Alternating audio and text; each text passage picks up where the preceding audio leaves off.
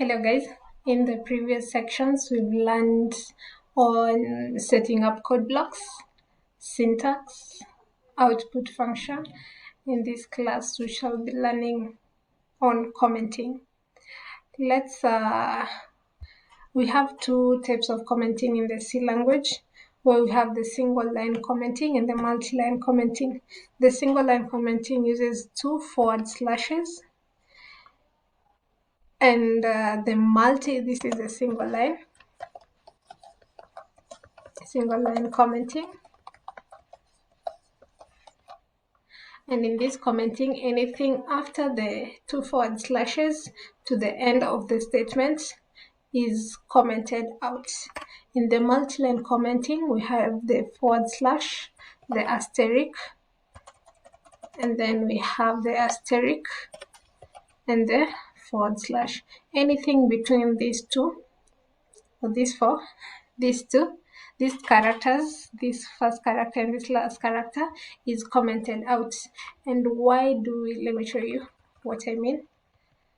Like this, that, those, there's, everything that you type inside these two characters is commented out. And why do we use comments? We use comments to explain code. Like we can say, in this case, let's use a single line commenting and say this is a header file.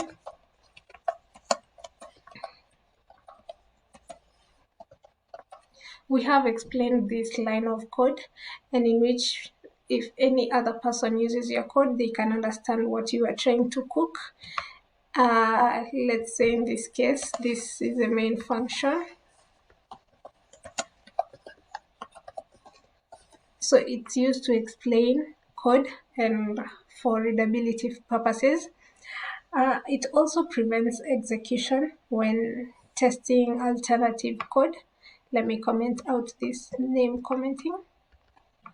So let's say in this case, let's run this first to see what happens. Control all and then run. We have 4 lines of code, and then let's comment out 2 of these. We're expecting that we'll have hello world, new line, and this is great. Let's run that and see.